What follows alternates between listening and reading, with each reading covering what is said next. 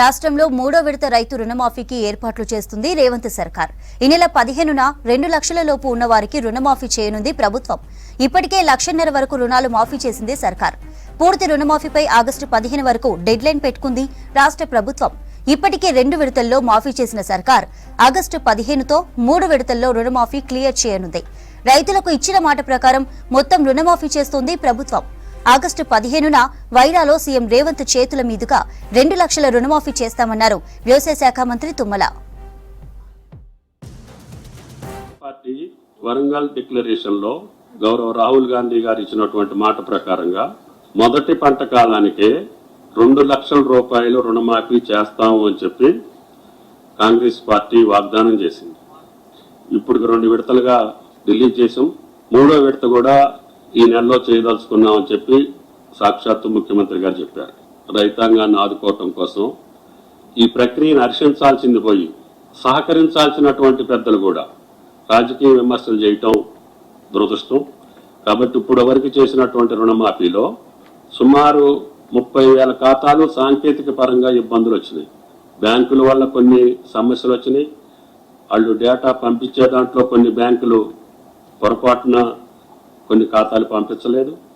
మేము ఏం అడిగాము, అసలు రాహుల్ గాంధీ గారు ప్రకటించిన తేదీ నుంచే మేము రుణమాఫీ చేయాలి అంటే అది మే 22 నుంచే వాస్తవంగా ప్రభుత్వ వాగ్దానం, ఆ రోజు చేసినటువంటి వాగ్దానం.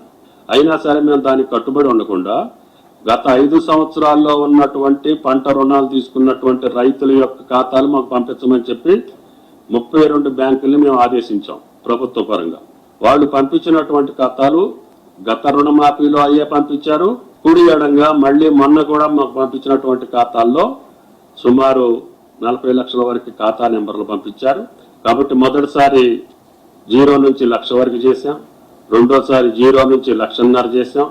రేపు కొద్ది రోజుల్లో ముఖ్యమంత్రి గారి ద్వారా మళ్లీ 0 నుంచి 2 లక్షలు చేస్తాం. ఇది అయిన తర్వాత మిగతా ఏదైతే బ్యాంకులు చేసిన తప్పిదం కావచ్చు, లేకపోతే ఎర్రర్స్ కావచ్చు, ఆధార్ నెంబర్లు తప్పు కావచ్చు, లేదు స్పెల్లింగ్ మిస్టేక్స్ కావచ్చు, సాంకేతిక పరంగా ఏ తప్పులున్నా మా యంత్రాంగాన్ని ఆ ఖాతా నెంబర్లు ఇచ్చి మాకేదైతే అప్పున్నాయని చెప్పిన ఖాతాలు ఒక పక్కన ఉంటాయి, అదేవిధంగా అప్పు తీర్చినటువంటి ఖాతాలు కూడా ఇన్ఫర్మేషన్ మా దగ్గర ఉంది. తీర్చలేని ఏమన్నా ఉంటే సాంకేతిక కారణాల వల్ల మా ఏఓలు ఏఈఓలు వెళ్ళి ఆ ఎర్రర్ని సెట్ చేసి ఆ ఖాతాలో మేము ఆ అమౌంట్ వేసే బాధ్యత ఈ ప్రభుత్వానికి.